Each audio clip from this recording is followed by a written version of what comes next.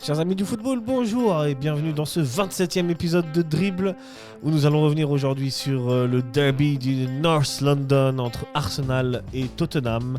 Et ensuite on va parler de la Champions League, les matchs retour de ces barrages. On avait déjà évoqué les matchs allés la semaine dernière avec Momen. Et on évoquera ces matchs retour aujourd'hui avec le grand, le magnifique, le retour de Neil Hassan. Le retour, enfin. Salut Neil Hassan, comment ça va ? Ça va très bien. La forme ou quoi ? Super, la forme. On revient de vacances. Content d'être de retour pour le podcast. Tu es là, tu gagnes un petit derby de North London. Ouais, au calme. T'es bien, hein ? Ouais, petite victoire, on Ouais, est bien. ouais, Non, ouais. On se prononce pas encore sur le titre, mais Ouais. on profite de l'instant. Profitons de l'instant présent, effectivement. C'est le plus important. Est-ce que tu as vu d'autres matchs de foot avant qu'on plonge dans ce derby Alors, of North London ? Alors, c'est vrai que ce week-end, j'ai pas vu beaucoup de matchs. Après, j'ai vu le match de Servette Saint-Gall. d'habitude. Voilà. Mais c'est vrai que sinon, voilà, j'ai vu quelques résumés, un peu des matchs de Ligue 1, des résumés de Ligue 1 par Téléfoot ce matin. Ce matin, ok. Dimanche, la tradition de la dimanche. tradition. Tu l'as toujours cette tradition ? Je l'ai un peu, hein, plus, moi. le dimanche quand je me réveille, j'aime bien regarder Téléfoot. Évidemment, je regarde plus comme tout en entier comme avant. Ouais. Parce qu'évidemment, ça a changé, hein. C'est plus autant mythique qu'à l'époque, Téléfoot. Hein. Téléfoot, c'était bien avant. Avec Thierry Giraldi, là, c'était incroyable, avec le générique, là, c'était fou. Le générique avec le son de fou. PDD, hein, c'est ça le film. Sombre, très sombre. Mais c'est vrai que maintenant, on est dans un autre niveau du foot, dans le sens où on a accès à tout. Tout le monde a les chaînes. Clair. On a du foot tout le temps, on a les réseaux, on a accès à tout. Du coup, évidemment, Téléfoot, ça paraît moins pertinent qu'à notre époque. Parce qu'à notre époque, si tu regardais pas Téléfoot, tu ratais les résumés, tu ratais les résultats, tu ratais les films. Et plus que Téléfoot, il y avait... Est-ce que toi, tu as aussi connu Eurogoals ? Non, moi j'ai pas connu sur Eurosport. Non, ok, non. Ça c'était fou. Oui, je crois qu'il y avait tous les buts de France, d'Italie si je m'abuse, Espagne, Pays-Bas, Russie, Portugal, et puis peut-être l'Allemagne, mais je suis pas sûr. L'Angleterre, c'est celui qu'il n'y avait pas. Ouais, mais c'est vrai que maintenant on a accès à tout, du coup c'est vrai. Ce genre d'émission. J'ai envie de te dire, même le mode de consommation du foot a changé aussi, hein. Mais c'est un autre débat. Mais on en reparlera dans Dribble. Mais avant tout, nous allons parler de ce derby of North London qui opposait donc Tottenham à Arsenal au stade de Tottenham, Tottenham Hotspur Stadium. C'est comme ça qu'il s'appelle, hein, je crois. White Hart Lane. Le nouveau stade, hein. Très beau stade. Très beau stade, magnifique. Où Tottenham donc, recevait Arsenal. C'était le premier match de son nouveau coach Igor Tudor. Et Igor Tudor, il a décidé de mettre un 3-5-2 avec donc dans les buts Vicario, en défense Delagostine, Palinha et Van der Ven. Au milieu de terrain, Yves Bissouma, Gallagher, Pape, Matarsar. Sur les côtés, Spence et Gray. Et en attaque, Colomwani, accompagné de Xavi Simons, qui était plutôt en 9,5, j'ai envie de te dire. On passe à compo Tottenham. Pas grand-chose à dire. Nouveau coach. Le classique, Voilà, chez Arsenal, toujours coaché par le grand Mikel Arteta. Donc, on était sur un 4-2-3-1 plutôt classique, j'ai envie de te dire. Ouais. Dans les buts, Raya, en défense centrale, Saliba, Magalhaes, à droite, Timber, à gauche, Hincapié, en numéro 8, Declan Rice, avec Zubimendi à ses côtés. Et en numéro 10, Eze, à droite, Bukayo Saka, à gauche, Trossard. Et en attaque, Victor Gyökeres. Pas mal, la composition du classique.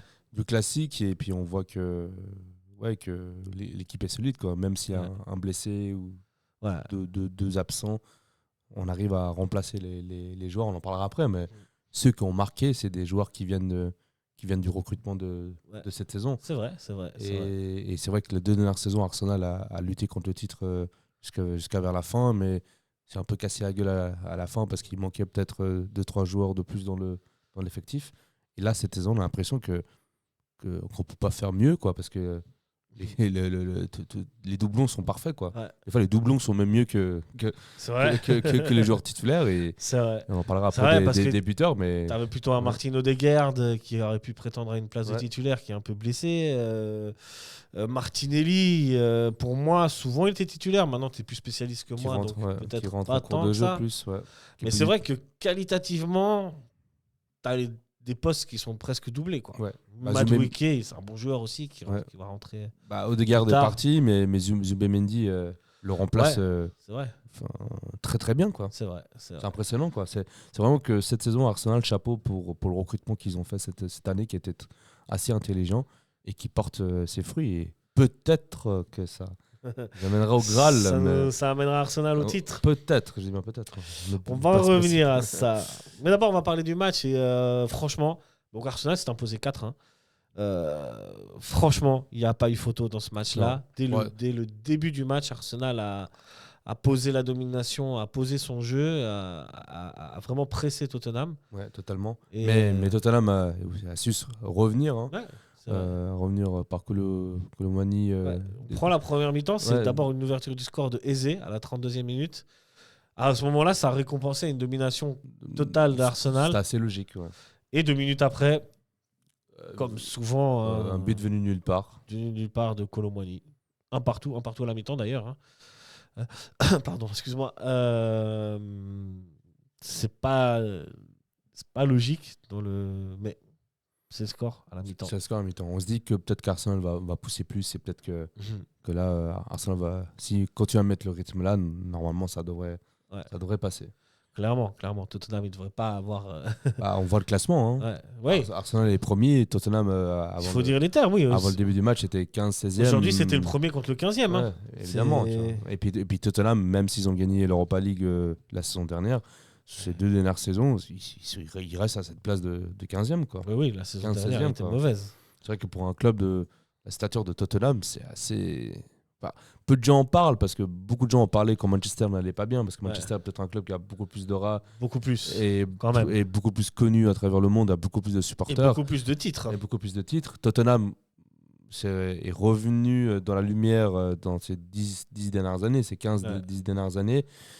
C'est vrai que du coup, on a un peu moins parlé, mais c'est vrai que c'est pas la place de Tottenham d'être 15e, 16e. Tottenham, c'est 0 titre, hein, à part... Première Ligue, alors ils ont eu l'Europa League, et puis le dernier titre, c'était en 61-62, une sorte de coupe, je crois, il me semble. Ouais. Mais Première Ligue... Je pense qu'ils n'ont aucune, peut-être aucune Première Ligue hein. En 60, peut-être dans les années 60. Ils ont 2 titres. Alors, ils ont 2 titres de champion d'Angleterre quand même en 51 et 61. 8 FA Cup quand même, pardon, à tous les supporters de Tottenham. Oui, mais le dernier titre majeur en Angleterre, ça remonte à... et 3 coupes de l'UEFA quand même. Mais oui, le dernier titre majeur remonte à 1961. En Angleterre. Après ça, niveau européen, ils ont gagné l'Europa League. Ils ont gagné la League Cup en 98-99 quand même, la Carabao Cup, et la FA Cup en 1990. Mais c'est vrai que le championnat, ça date de 61, ils en ont que 2. Ouais. Et ils ont des Community Shield quand même. Donc, c'est ça, en termes de palmarès, à côté de Manchester United, c'est pas grand-chose Tottenham. Ouais, c'est pour ça qu'on n'en parle pas beaucoup. En tout cas en Europe, chez nous. Si Manchester était à la place de Tottenham, on parlerait énormément. Et on l'a vu, hein, même quand ils étaient 8e. Raison, l'année dernière. Hein. Même là, ce début de saison, ça parle pas mal. Hein, le type qui veut... Le petit et ses cheveux là, on en a déjà parlé. Qui risque d'avoir les cheveux. Là, c'est reparti pour une série. Hein. Le pauvre. Il était à ça, à un cheveu. Un cheveu de se couper les cheveux. Enfin bref, revenons du coup donc dans cette partie et cette deuxième mi-temps où Arsenal va quand même rentrer tambour battant dans cette deuxième mi-temps et va marquer très vite, 47e minute par Victor Gyökeres. De nouveau là, rien à dire en fait.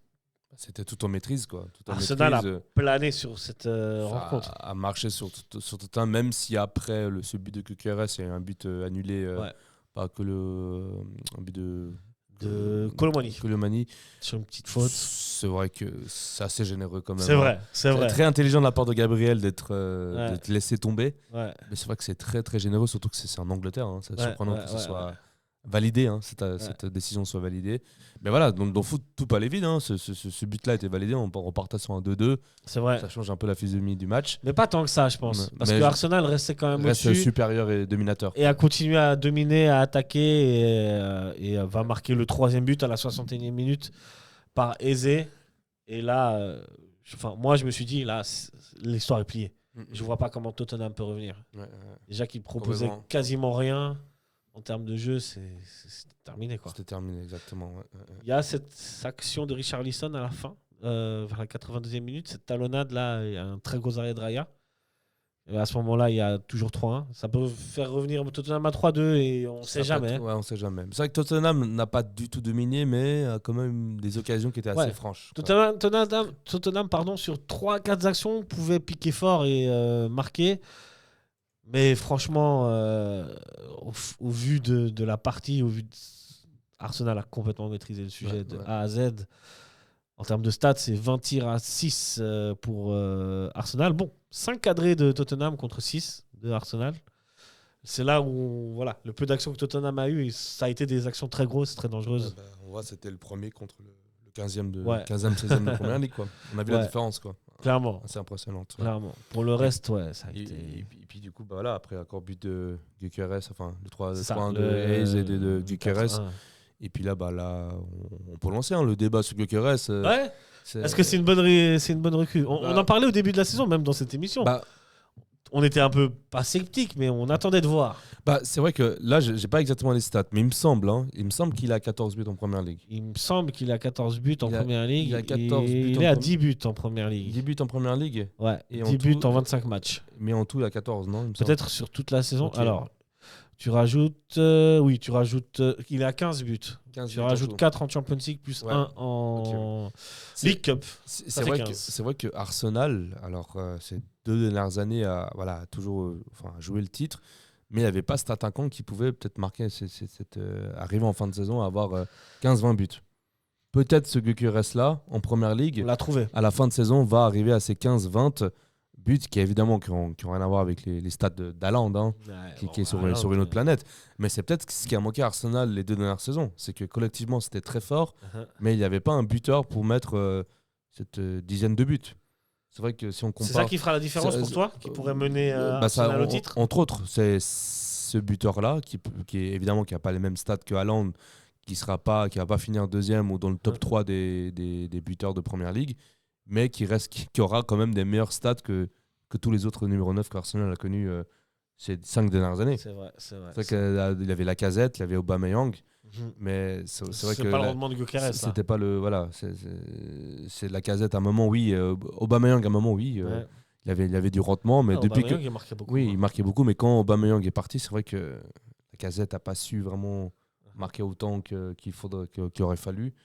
Et peut-être que là, on retrouve un attaquant, juste l'attaquant qu'il faudrait à Arsenal. Peut-être pas le top attaquant, évidemment. C'est pas celui qu'on va ressortir sur les stats. Comme tu dis, la vingtaine de buts, la vingtaine va de y buts arriver, peut-être même en première ligue. Ouais, non, c'est pour information, c'est Erling Haaland qui est meilleur buteur, effectivement, avec 22 buts. 22 buts, voilà. Et Gyökeres qui est à 10. En 27 matchs. Du coup, on a un autre. Igor Thiago est le 2e meilleur buteur avec 17 buts. Semeniano le 3e. Joao Pedro le 4e avec Chelsea. Parce que je me pose même la question si on remonte pile un an en arrière ou 2 ans en arrière, si le meilleur attaquant d'Arsenal, je pense pas qu'il avait même 10 buts. Ouais, c'est possible. Je parle du numéro 9. C'était qui l'année dernière? C'était Gabriel Jesus? C'était Gabriel Jesus. Il y avait Havertz. Kai Havertz, c'est juste, j'avais oublié. Mais qui n'était pas hyper efficace.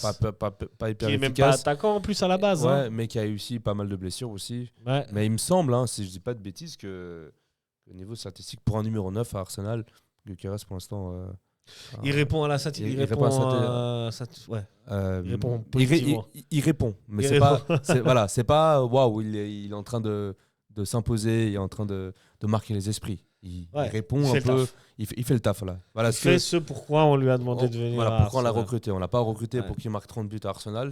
On l'a recruté pour finir des actions de numéro 9 et le dernier but et l'exemple parfait, quoi. Ouais. Est-ce qu'Arsenal, ça t'a rassuré sur ce match-là, alors qu'au match précédent, ils ont concédé le nul? Oui, c'est vrai que le match précédent, le match contre Wolverhampton, ça rappelait des vieux traumatismes. Des démons, hein. Des démons, on est quoi, on est fin février, tu te dis, ouf, ça commence un peu à chauffer. Et finalement, là, ce match, ça a plutôt rassuré. Prochain match contre Chelsea, ce sera une autre affaire, contre une équipe qui sera beaucoup plus en forme, qui sera plus solide, plus difficile à manier. Mais si le vrai test, va être intéressant. Je pense que le vrai test, ça sera Chelsea, quoi. Ouais. Arsenal, qui donc avec cette victoire est premier avec 61 points. Un match en plus devant Manchester City qui lui est à 56, donc à 5 points. Ouais, c'est fou. Potentiellement pourrait revenir à 2 points. On se croirait comme il y a 2 ans en arrière, quoi. 2 ans en arrière, c'était à peu près le même scénario, sauf qu'Arsenal à un moment avait 11 points d'avance en décembre. Ouais. Et City est venu rattraper le retard. Et là, Arsenal avait un peu d'avance. Hein, oui, justement. Et gentiment, elle est en train de. J'espère qu'on va pas revivre ce même scénario, parce que j'ai l'impression que dès le moment que City, si un jour City passe devant, mentalement, j'ai l'impression pour Arsenal, ça va être dur. Et là, franchement, si cette saison, si Arsenal ne réussit pas à gagner le cap, alors là, ça va être difficile quand même. En vrai, c'est cette saison jamais pour Arsenal. Ça va être difficile quand même. Parce que là, il a le projet qu'il a depuis des années. 2 ans que ça joue le titre. On a ramené une profondeur de banc. On a rempli des postes qui à l'époque ne répondaient pas trop.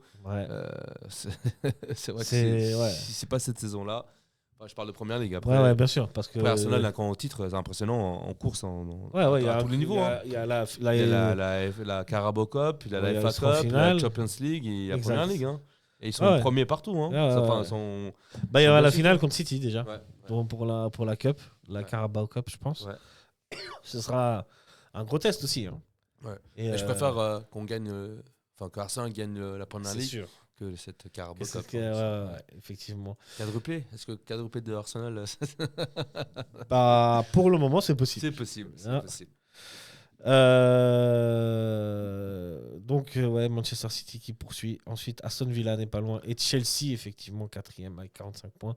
Bon, Aston Villa et Chelsea sont à 10 et 14 points, effectivement. Okay. D'Arsenal, mais oui, on se dirige vers une lutte entre Arsenal et City et on verra bien. Où ira ce petit Arsenal. Bon courage aux Gunners, mais ça fait plaisir. Ça fait plaisir. Vaut mieux être là que d'être à la place de Tottenham. Totalement. Pour Tottenham, on n'en a pas parlé, mais nouveau coach, Igor Tudor, on est sur un projet un peu de reconstruction. Je pense que ça va être sur le long terme, quoi. On va voir où ça va mener, cette histoire. Après, ce qui est absurde, c'est qu'ils sont 15e, 16e et ils sont dans les qualifiés pour la Ligue des Champions. Quoi. Bon, il faut voir le calendrier qu'ils ont eu. Ça a été plutôt sympa, plutôt clément. Très bien. En parlant de Champions League, on y retourne cette semaine en Champions League avec dès mardi un très très beau Bruges Atlético Madrid. Atlético Madrid-Bruges. Le temps que tout ceci se charge, autant pour moi, désolé. Bruges qui a gagné le match aller. Je me souviens. Non, 3-3. 3-3 ou 2-2. Match aller. Très beau match. Hein. J'ai vu la fin. Impressionnant les Belges. Impressionnant. Normalement, au Rwanda, ça devrait passer pour l'Atlético, mais est-ce que tu penses que les Belges ont leur chance ? Je pense que ça va être difficile quand même. Les matchs nuls, l'Atlético à domicile, c'est très difficile. Hein. C'est une équipe de Bruges qui a su provoquer, qui a su presser cet Atlético Madrid, qui a su les chez eux. Les battre quand même. Enfin, les battre. Mais leur mettre 2 buts. Faut pas minimiser ce que le Club Bruges a fait. Hein. Ouais, mais tu penses que ça sera un peu trop léger ? Ça sera un peu trop léger. Je pense ça reste l'Atlético, c'est assez fort. Le cholisme. Mais je pense que même si Bruges arrive à tenir un score, si ça part en prolongation, je pense que ça va être trop difficile. Ça va être trop difficile. Mais chapeau aux Belges, chapeau aussi au championnat belge aussi, qui ne cesse de très bon championnat, qui ne cesse de progresser, qui commence à devenir de plus en plus fort, qui a gagné encore énormément d'argent en droit TV récemment, qui a un nouveau accord. Ça fait plaisir de voir des clubs à la stature de Club Bruges, dont notamment aussi le club norvégien Bodø/Glimt, qui font des résultats en Europe. Club Bruges, ils sont un peu plus en avance que sur nos clubs suisses. Oui, à des années-lumière. Ouais, Club Bruges, c'est un club qui, même en termes de budget, je pense que. Ah, maintenant, c'est l'ascenseur. C'est plus de 100 millions, je pense. Je pense. Ouais. 100 millions, mais quand tu vois les infrastructures. Non, parce que 100 millions, c'est le budget de Bâle. Hein. De Bâle En tout cas, il y a quelques années. Mais là, il a beaucoup. Le budget de Bâle n'est plus du tout à 100 millions. Hein. Là, maintenant, on est. Ouais. Là, on est 50, 60, hein. on est plutôt à 150 pour Bruges. Ok. Qui est vraiment pas mal pour un club. Ouais. Là où le FC Bâle. Ouais. Parce que Bruges, il faut quand même le dire, hein, ils ont fait énormément de bons transferts. Ils sont allés piocher. Par exemple. Bâle a baissé. Bâle est descendu à. Bon, Bâle a un revenu, en termes de revenus, Bâle a fait 100 millions quand même de revenus, avec entre autres les ventes des joueurs, etc. Mais ouais, le budget global a baissé un petit peu, quoi. Côté de Bâle, ouais. Mais il est passé à 90 millions, mais tu vois, comme quoi le FC Bâle est pas loin. Et je pense que IB... À 60, non, je pense. Non, je pense que Young Boys ne doit pas être loin des 100 non plus. Je ne sais pas si c'est ça. Mais bon, après, c'est. Ouais, alors. Si on reste sur ça a l'air beaucoup plus bas, IB, mais j'y crois pas. De ce que je suis en train de dire, 35 millions de francs, je suis pas d'accord, c'est plus. Mais après, peut-être parce que IB a pas autant vendu que Bâle. Bon, bref. Ouais, bref. C'est d'autres débats, mais c'est vrai que Bref, mais c'est des modèles à suivre. C'est des modèles à suivre depuis 5-6 ans. Ils viennent piocher en Suisse. Hein. On voit le transfert de Yachari.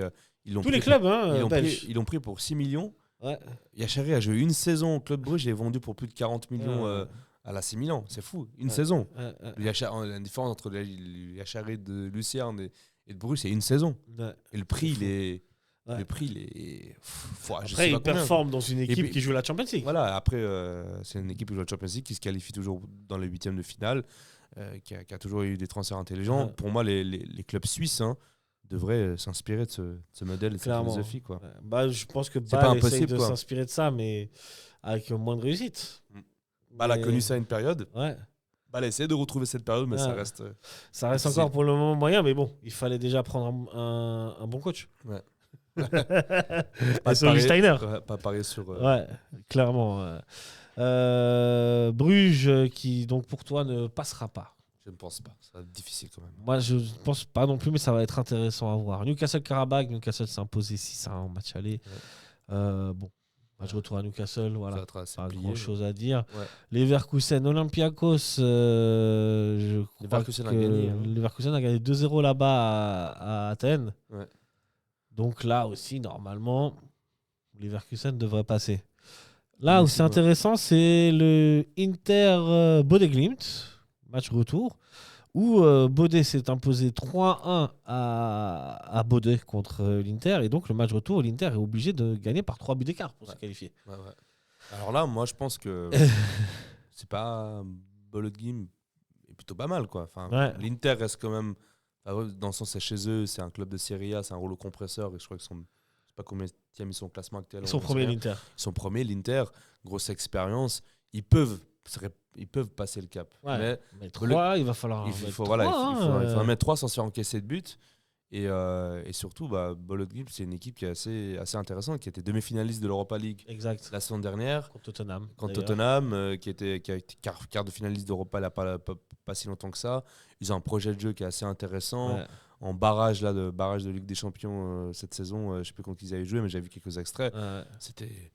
Voilà, on aurait dit limite le Barça qui jouait. Quoi. Et ça, c'est Bodø/Glimt à domicile contre une équipe qui peuvent maîtriser. L'Inter, ils ont, là, pour le coup, ils ont su faire le dos rond. Pour avoir vu les 65 premières minutes. Ensuite, j'ai basculé sur Bruges Atlético Madrid. C'est une équipe qui a su faire le dos rond et qui a su attaquer au bon moment. Et c'est vrai que dans des phases offensives, des fois, ils sont capables de faire des gestes. Je crois que le premier but, c'est une talonnade qui fait une passe en talonnade qui surprend le défenseur en profondeur, qui permet à l'attaquant Augué, je crois, de marquer. Très bon attaquant d'ailleurs. Et ouais, mais à l'extérieur, c'est différent. Pourtant, ils sont allés chercher leur qualif à l'Atlético Madrid. Moi, je ne sais pas si l'Inter ils vont y arriver, franchement. Non, mais c'est impressionnant, hein, cette équipe norvégienne, franchement, chapeau. Hein. On parlait de Club Bruges un peu au niveau aspiration, mais ce club-là... Ça, c'est encore plus l'aspiration parce que c'est encore plus possible. Ouais. Là, en termes de budget, on est sur quelque chose de plus proche. Ouais. Par contre, Bodø/Glimt, ça travaille le jeu, ça travaille les transferts là, avec de la data, etc. depuis bien 7-8 ans. Quoi. Et en fait, la cerise sur le gâteau arrive maintenant. Ouais. Mais c'est tout un travail qui a été fait depuis des années. Tout à fait. Entre formation et bon cours. Totalement. Bah là, en demi-finaliste d'Europa League, il a peut-être 8e de finaliste. Ça avait commencé en Conference League. Ouais, ils étaient allés très loin. C'est le modèle à suivre. C'est le modèle à suivre. Et puis qu'il y a des joueurs de... Voilà, c'est pas non plus des gros noms, quoi. C'est un collectif qui fonctionne, un système qui fonctionne très bien. Et puis bon, après, les mauvaises langues diront voilà, ils ont l'avantage de terrain parce qu'il fait très froid en Norvège, ils jouent sur leur synthétique. C'est un petit terrain. Et c'est vrai qu'il faut voir le stade leur stade. C'est peut-être un stade de Challenge League limite. Hein. C'est pas très. 55 millions de budget. Combien 55 millions. Tu vois, on est en dessous de balle. 55 millions, après, je pense que petit à petit, il va augmenter. Ça va augmenter. Alors, ils ont un stade qui est petit, 7400 places, difficile de faire beaucoup plus de revenus. Et quand même. Et ça sort vraiment des bons joueurs. 55 millions, d'autres sources disent 43 millions. Bref, on est entre 40 et 50 millions, quoi. Football norvégien. Je vous renvoie au spécial Norvège qu'on avait fait dans Dribble. Un épisode où on avait reçu un spécialiste de la Norvège. On avait parlé des clubs aussi. Bodø Glimt, ça passe pour toi ? Ouais, moi je pense que ça peut passer. Ça passe, hein. Moi je pense que ça passe. Je pense que l'Inter, elle est out. Parce que moi, le problème, c'est que même si l'Inter met à 3 buts, Bodø va marquer un. Va marquer un, quoi. Ouais. Je suis d'accord avec toi. Pour moi, Bodø va passer. On passe aux affiches du mercredi, parce que tout ça, c'était mardi.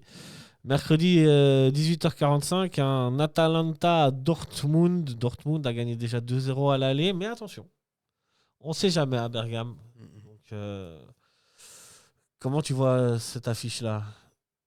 Dortmund, c'est fait ou l'Atalanta peut... Je pense que Dortmund, c'est fait. C'est fait. Ça va être difficile au Borussia Park. Ouais. Non, là, ce sera à l'Atalanta. Ils ont gagné 2-0 à je pense que même si c'est à la Westfalen, ça va être difficile. Ça va être difficile. 3 buts à Dortmund. Je pense que Dortmund qui enchaîne. Qui est bien. Qui enchaîne des victoires en championnat. Je pense que l'Atalanta sera beaucoup trop court pour en mettre 3 pour passer ou passer aux prolongations. Ils ont fait match nul ce week-end contre Leipzig, Dortmund. Mais Dortmund, c'est une seule défaite cette année en Bundesliga. Ok. Donc, après en Champions League, il y en a eu plusieurs, mais voilà.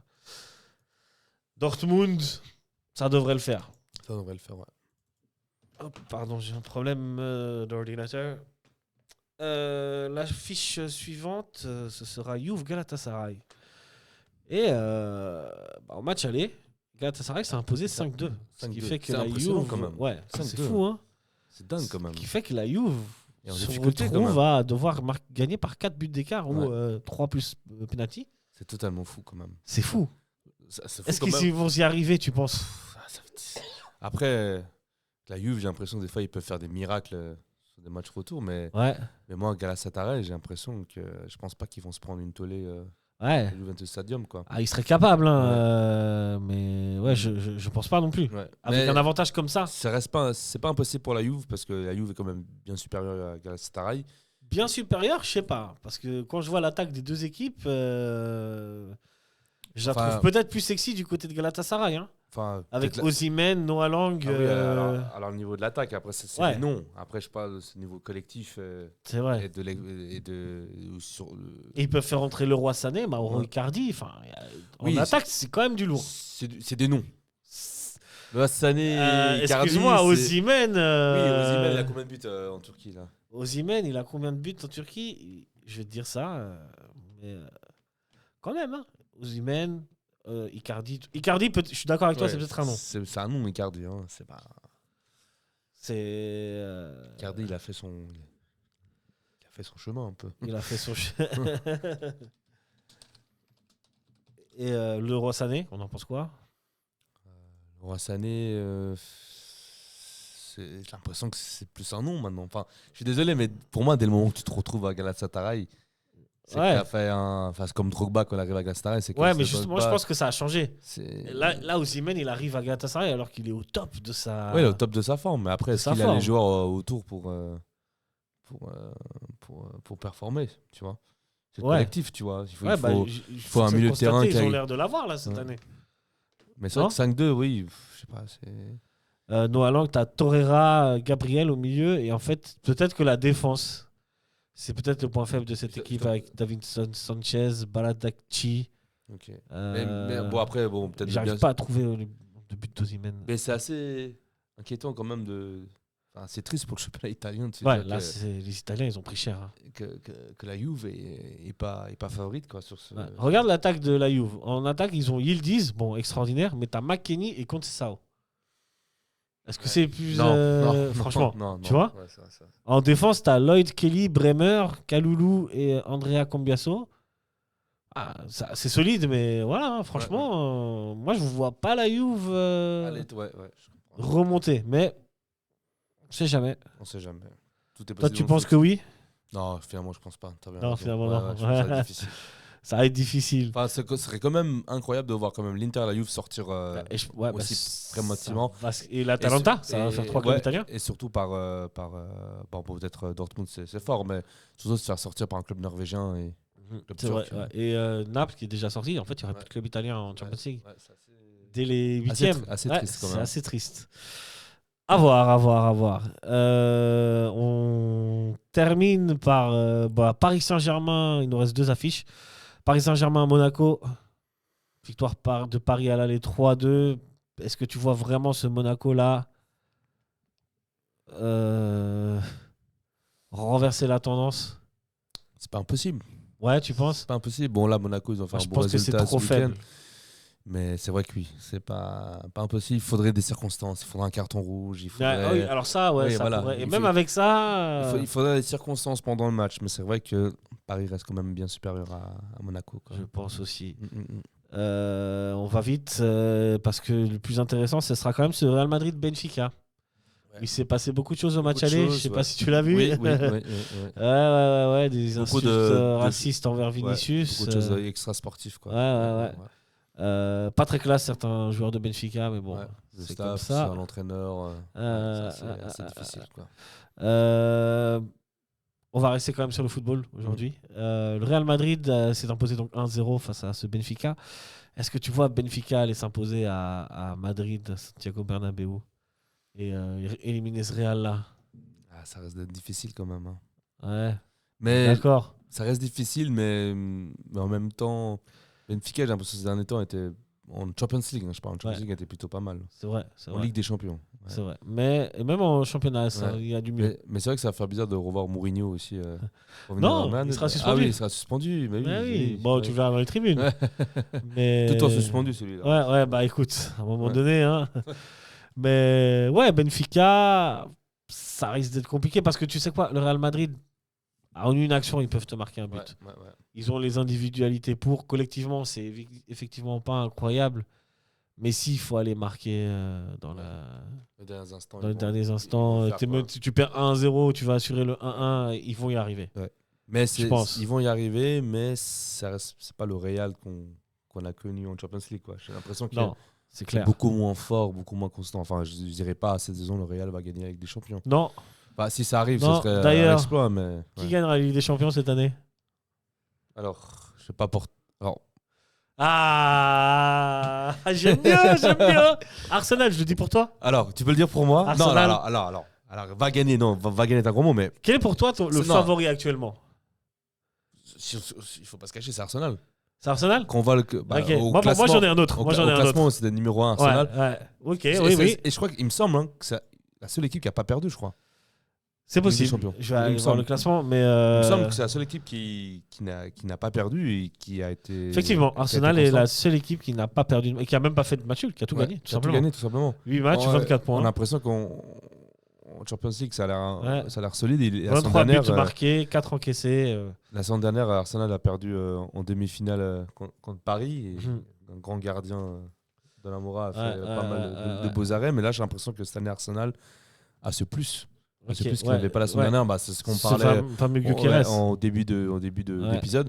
Après, voilà, c'est un des favoris, mais c'est un candidat très crédible pour remporter. Très crédible, je suis d'accord. Moi, j'ai un autre favori, moi. C'est qui? C'est le Bayern. Ouais, Bayern, on n'en parle pas. C'est l'autre rouleau compresseur. C'est un rouleau compresseur. Le Bayern, c'est un rouleau compresseur. Et que Dortmund, cette saison, puisse encore jouer le titre au Bayern, je trouve ça fou, tu vois. Parce que les deux équipes ont perdu qu'un seul match en Bundesliga. Le Bayern, je vais aller voir les derniers résultats. Mais il me semble qu'il y a eu un Arsenal-Bayern, non? En phase de groupe. Il y a eu un Arsenal-Bayern. Arsenal a gagné, il me semble. Ouais, Arsenal a gagné. Voilà, tu vois, c'est voilà. C'est QFD. Par contre, sur un match aller-retour, Arsenal a gagné à Londres 3-1. 3-1, impressionnant. Impressionnant, avec des buts de Timber, Madueke et Martinelli. Okay. C'était un match qui avait lieu le 26 novembre. Je ne sais pas quelle journée c'était.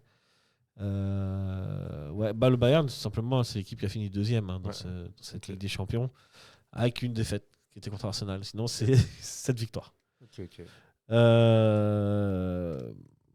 Mais bon, en Champions League, on sait souvent que c'est pas le favori qui gagne. Ouais, c'est vrai. Pour moi, un Barcelone pourrait tout à fait arriver et coiffer tout le monde